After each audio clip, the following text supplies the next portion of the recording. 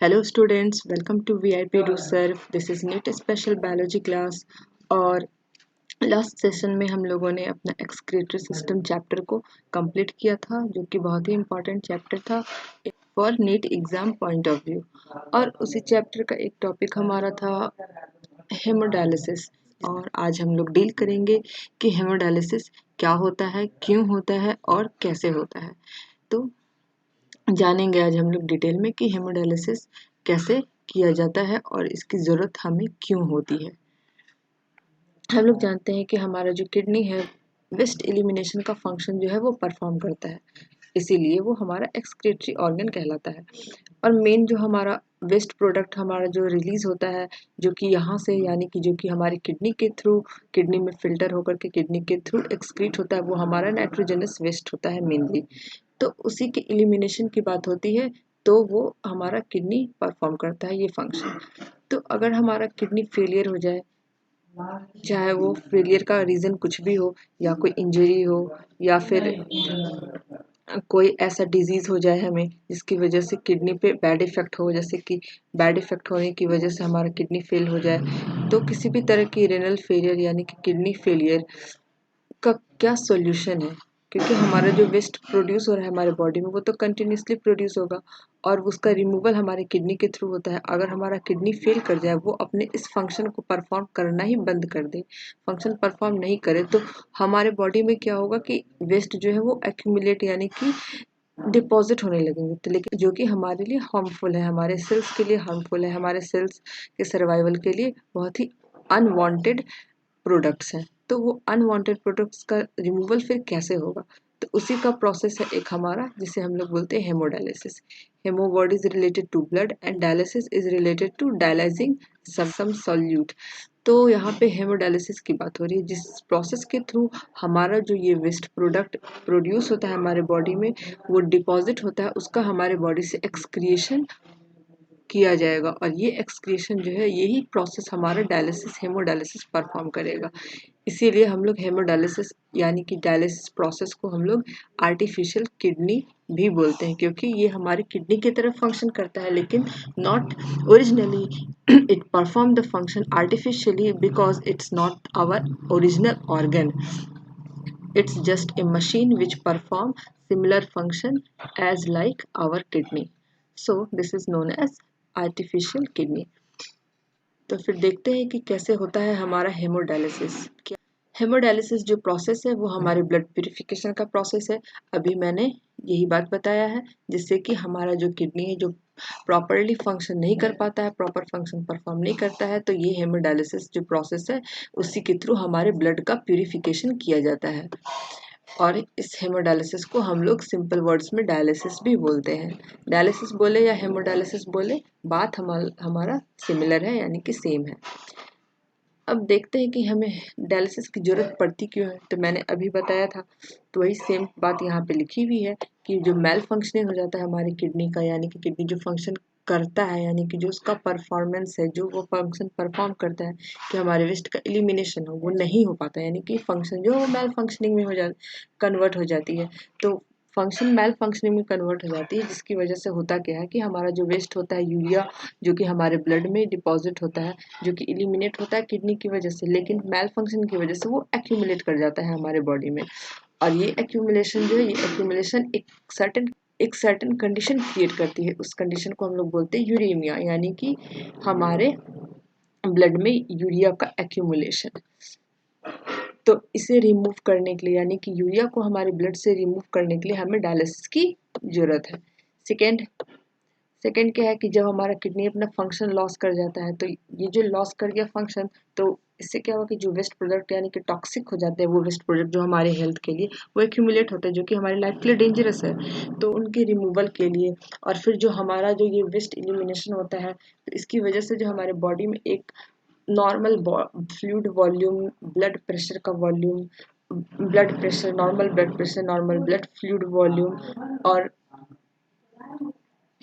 जो हमारा एक नॉर्मल पीएच बैलेंस मेंटेन रहता है हमारा, इन सब की रिस्टोरेशन के लिए, मतलब कि टॉक्सिक वेस्ट एक्यूमुलेशन की वजह से ये फंक्शन जो ये जो पूरा लेवल है, ये जो पूरा बैलेंस है वो हमारा डिस्टर्ब हो जाता है।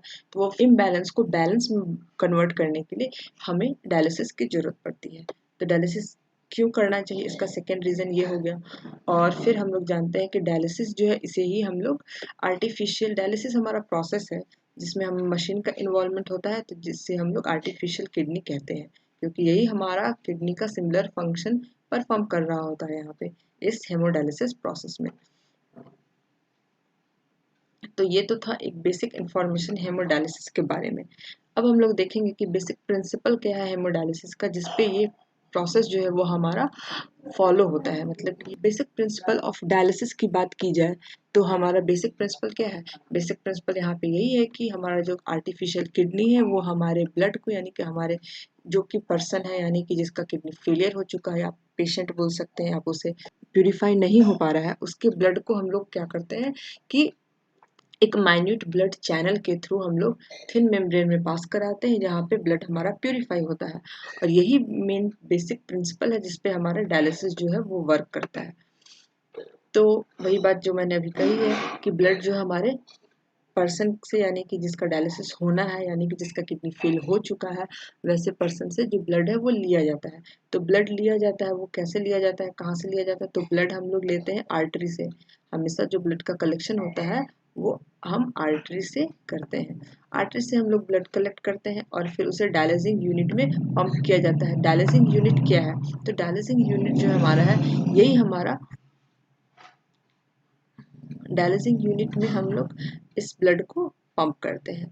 और यहाँ पे जो डायलिसिंग यूनिट में जब हम ब्लड को पंप करते हैं तो ह्यूमन बॉडी से जब ब्लड हमारा बाहर आया तो इसमें हम लोग डायलिसिंग यूनिट में डालने से पहले हम लोग इसमें हिपेरिन ऐड करते हैं। हिपेरिन हमारा क्या है? हिपेरिन हम लोग जानते हैं कि हिपेरिन हमारा एंटीकोगुलेंट है, जो कि ब्लड को कोगुलेट नहीं होने देगा, प्रिवेंट करेगा कोगुलेशन से, क्योंकि हमारे बॉडी में ये प्रेजेंट होता है जिसकी वजह से हमारे बॉडी में ब्लड कोगुलेट नहीं करता है। लेकिन जब ये हमारे बॉडी सिस्टम से बाहर आएगा ये ब्लड, तो उसमें हम लोग अलग से हम लोग एंटीकोगुलेंट का एडिशन करते हैं ताकि ब्लड जो है कोगुलेट नहीं हो सके। और फिर ये ब्लड हमारा नेक्स्ट स्टेप में जाएगा। नेक्स्ट स्टेप हमारा ये है कि हमारा जो ब्लड है वो पंप हुआ कहाँ? डायलिसिंग यूनिट में। डायलिसिंग यूनिट में क्या है? डायलिसिंग यूनिट में हमारा वहाँ पे कॉइल्ड सेलोफैन ट्यूब्स हैं जो कि एक तरह के फ्लूइड से सराउंडेड है। और ये जो फ्लूइड है, इस फ्लूइड को हम लोग डायलिसिंग फ्लूइड बोलते हैं। इसी के थ्रू क्या होता है कि हमारा डिफ्यूजन होता है, और जिसके थ्रू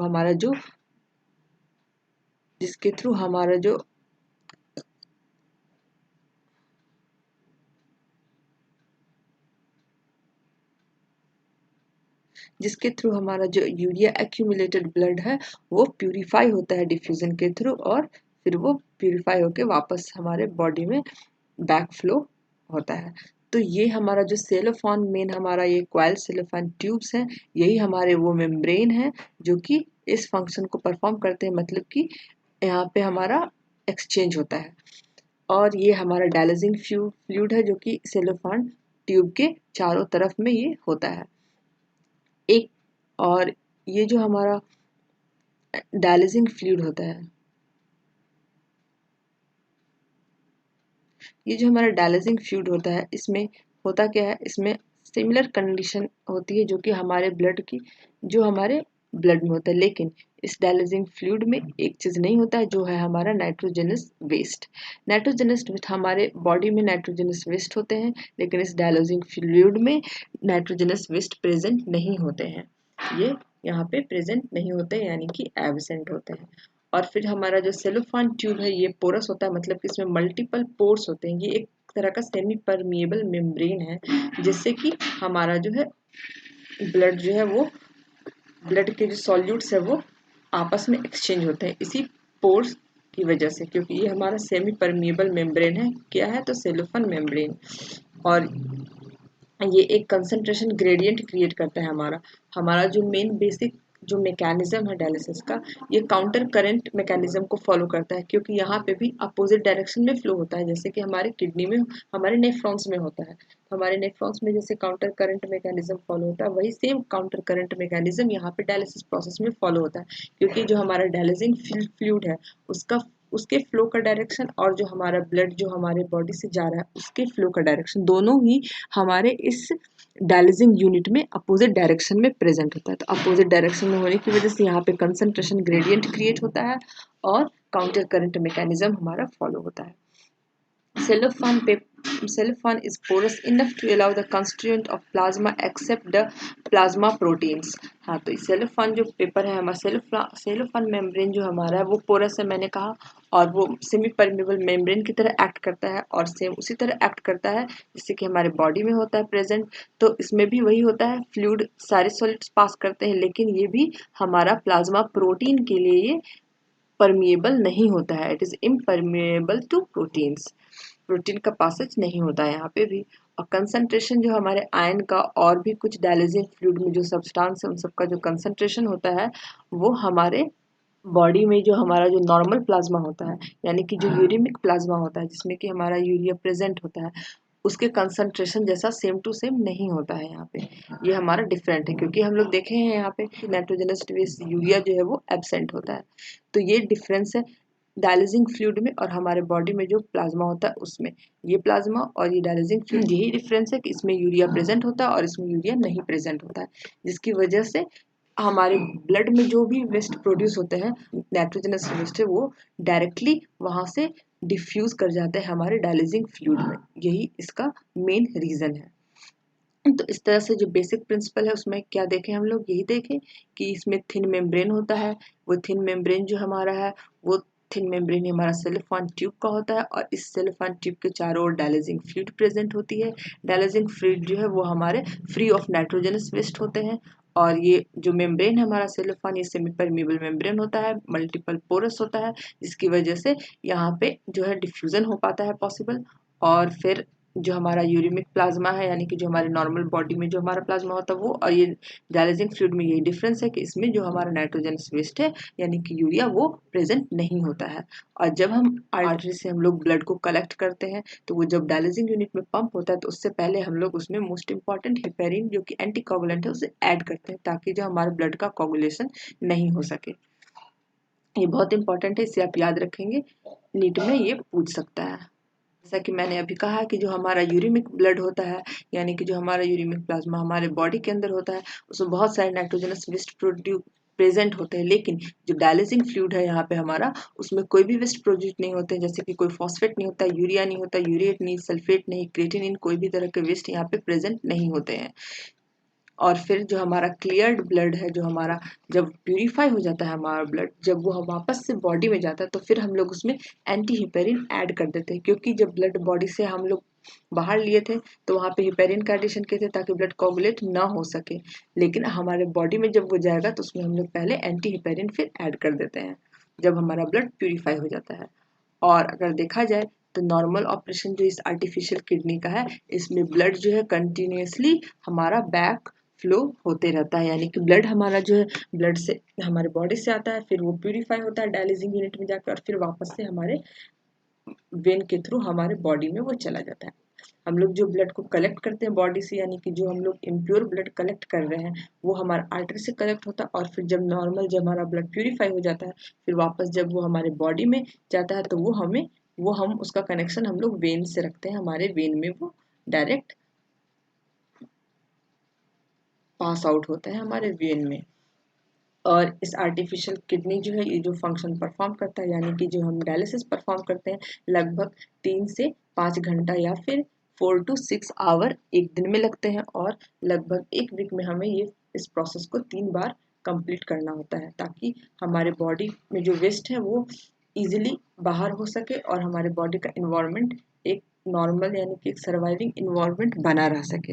इस इन्वायरमेंट को बनाए रखने के लिए हमें वीक में 3 टाइम्स डायलिसिस को परफॉर्म करना पड़ता है और एक दिन में जब ये परफॉर्म किया जाता है तो उस वक्त लगभग 4 से 6 घंटे इस प्रोसेस को कंप्लीट करने में लगते हैं। और ये जो प्रोसेस है हमारा टाइम जो हमारा है लेंथ ऑफ टाइम कितने समय लगेंगे ये पर्सन टू पर्सन वेरी भी करते हैं, जैसे कि पर्सन के बॉडी के साइज पे इसका वेरिएशन होता है। आर्टिफिशियल किडनी जो हमारा है वो किडनी के सारे फंक्शन को परफॉर्म नहीं कर पाता है। जैसे कि हमारा जो ब्लड का प्यूरिफिकेशन यानी जो नाइट्रोजनस वेस्ट है उनका एलिमिनेशन इससे हो सकता है होता है। लेकिन जैसे कि कुछ फंक्शंस हमारे किडनी परफॉर्म करते हैं, जैसे कि वो सिक्रीशन करते हैं किसका, एरिथ्रोपायोटिन का। तो एरिथ्रोपायोटिन का सिक्रीशन जो करते हैं जिसकी वजह से जब हमें एक्स्ट्रा रेड ब्लड सेल्स की जरूरत होती है, जब हाइपोक्सिया का जो कंडीशन होता है, कहने का मतलब कि जब हमारा जो है ऑक्सीजन लेवल डिक्रीज कर जाता है तो हमें एक्स्ट्रा ऑक्सीजन की जरूरत पड़ती है, रेड ब्लड सेल्स की जरूरत पड़ती है, ताकि रेड ब्लड सेल्स का जो प्रोडक्शन है वो जल्दी रैपिडली हो सके, प्रोसेस जो प्रोडक्शन का है वो इंक्रीज हो सके। तो उस वक्त ये हमारा किडनी जो है वो एक बहुत ही इंपॉर्टेंट एरिथ्रोपायोटिन सिक्रीट करता है, जिसकी वजह से ये हो पाता है। लेकिन जो हमारा आर्टिफिशियल किडनी है वो ये फंक्शन परफॉर्म नहीं कर पाता है, जिसकी वजह से हमें रेड ब्लड सेल की प्रोडक्शन में रिडक्शन नजर आता है, यानी कि रेड ब्लड सेल का जो प्रोडक्शन है वो रिड्यूस हो जाता है। तो ये जो भी किडनी फेलियर कंडीशन देखने को मिलता है, जो पेशेंट में किडनी फेलियर है, तो हम नाइट्रोजनस वेस्ट को एलिमिनेट कर पाते हैं, पर इस चीज़ को हम कंपनसेट नहीं कर पाते, जिसकी वजह से जनरली किडनी फेलियर पेशेंट सब में आपको एनीमिया का कंडीशन देखने को मिलता है।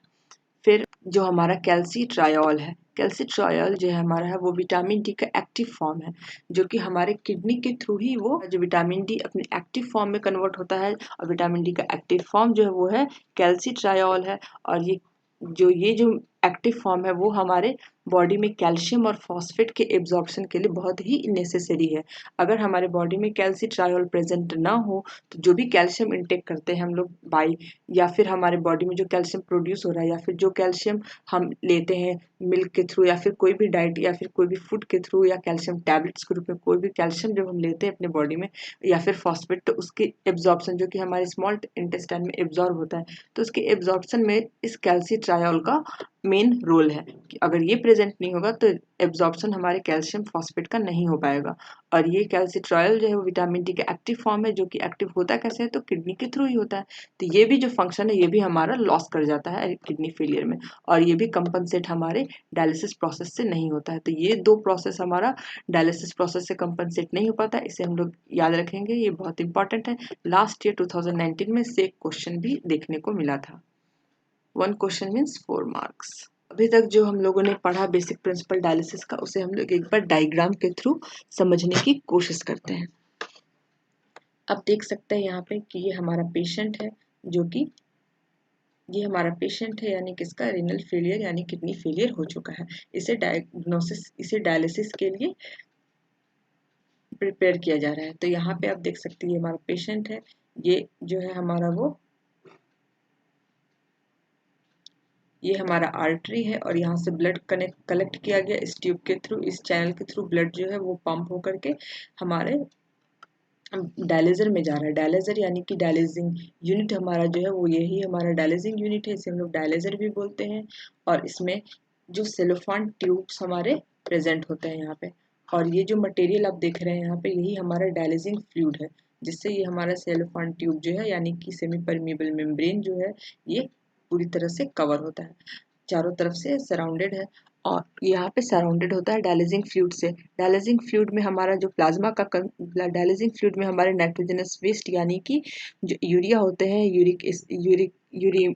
जो हमारे नाइट्रोजनस वेस्ट होते हैं, फॉस्फेट, यूरिया, ये सब नहीं प्रेजेंट होते। और ये जो ब्लड हमारा यहाँ से गया है हमारे बॉडी से, ये हमारा नाइट्रोजनस वेस्ट लोडेड ब्लड है, और ये जैसे यहाँ जाता है इसका फ्लो जो हमारा है, और डायलिजिंग यूनिट में जो डायलिजिंग फ्लूइड आता है ये हमारा, उसके लिए हम लोग एक वेसल रखते हैं जिससे हम लोग डायलिजिंग फ्लूइड इसमें ऐड करते रहते हैं, और कंटिन्यूसली जैसे ये इम्प्योर होता है फिर इसे हम लोग दूसरे चैनल्स के थ्रू ये हम लोग का कलेक्ट हो जाता है। यहाँ पे आप देख सकते हैं। तो फ्रेश डायलिजिंग फ्लूइड जो हम लोग यहाँ से ऐड कर रहे हैं इसमें, इधर से हमारा ब्लड आया, तो ये जो हमारा इम्प्योर ब्लड जा रहा है इसमें प्यूरिफाई होने, इसका डायरेक्शन अपवर्ड है, आप देख सकते हैं। और जो डायलिजिंग फ्लूइड आ रहा है हमारा, ये हमारा अपवर्ड यानी कि ये हमारा डाउनवर्ड आ रहा है ऊपर से ये नीचे की ओर। तो इन दोनों का जो डायरेक्शन है ये जस्ट अपोजिट है, आप देख सकते हैं। यही हमारा काउंटर करंट मैकेनिज्म है जो फॉलो करता है, जैसा कि हमारे सेम नेफ्रॉन्स में होता है।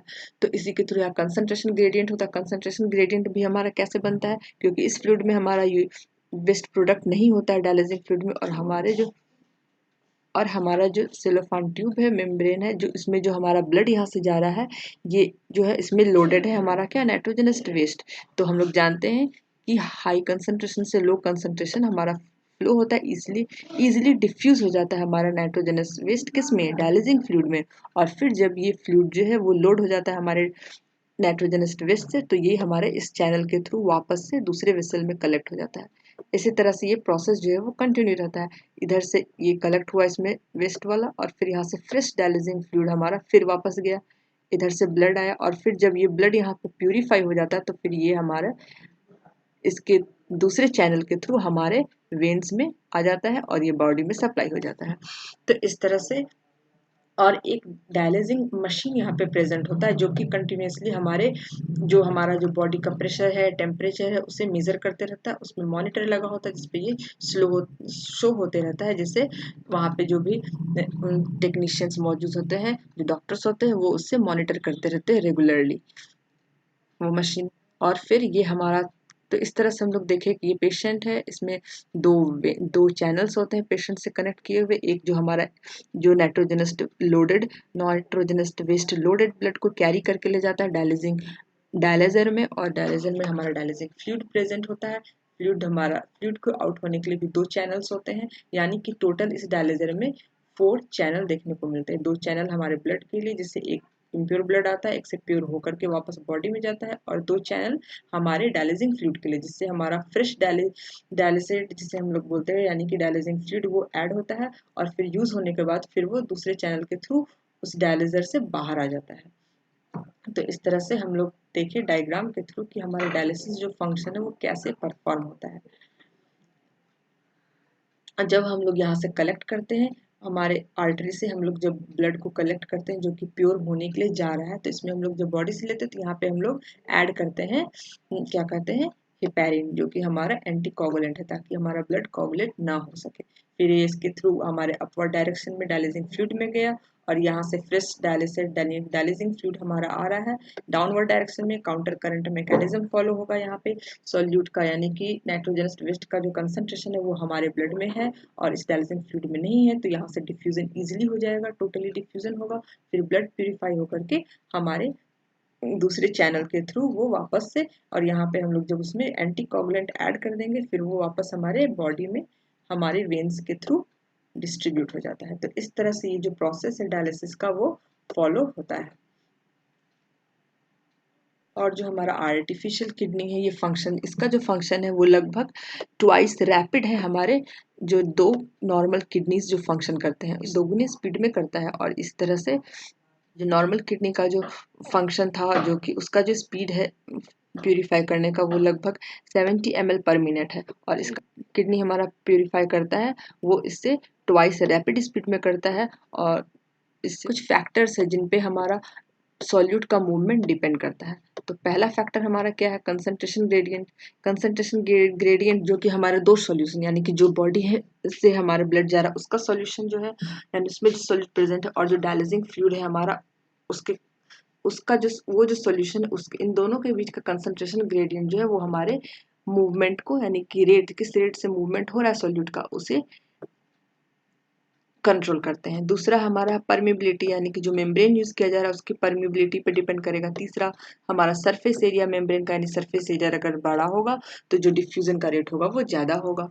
फिर उसी तरह से लेंथ ऑफ टाइम, मतलब कि कितने टाइम के लिए ये जो कॉन्टैक्ट है हमारे ब्लड फ्लूइड का और मेम्ब्रेन का वो है, तो जितने टाइम तक रहेगा उतना वो डिपेंड करेगा रेट हमारा उस पर कि सॉल्यूट का जो मूवमेंट हो रहा है किस रेट पे मूव हो रहा है। तो ये कुछ फैक्टर्स थे जिन पे हमारा जो बेसिक प्रिंसिपल डायलिसिस का है वो डिपेंड था। तो आई होप आप सबको ये बेसिक प्रिंसिपल डायलिसिस का समझ में आया होगा, हेमोडायलिसिस क्यों होता है और इसे हमारी बॉडी को क्यों ज़रूरत है और कैसे होता है, ये आप सबको समझ में आया होगा। ये बहुत इंपॉर्टेंट टॉपिक है और बहुत ही इजी टॉपिक है। अगर इससे क्वेश्चन आता है तो आप इजीली बना पाएंगे, बस आप इन सब बातों को एकदम ध्यान रखेंगे। अगर कुछ समझ में नहीं आया हो तो आप कमेंट सेक्शन में कमेंट करके जरूर बताएं। तो फिर मिलते हैं नेक्स्ट क्लास में। अब नेक्स्ट क्लास में हम लोग अपना नेक्स्ट चैप्टर स्टार्ट करेंगे, जो कि बहुत ही वीवीआई टॉपिक होगा हमारे एग्जाम पॉइंट ऑफ व्यू से। तब तक के लिए आप इस चैप्टर को, यानी कि जो एक्सक्रीटरी सिस्टम पूरा चैप्टर है, उसको एक बार फिर से रीड करें। कोई कंफ्यूजन हो तो कमेंट बॉक्स में कमेंट करके जरूर बताएं। Thank you so much for watching this video. Do subscribe my channel, like the video and share it more and more. Thank you so much.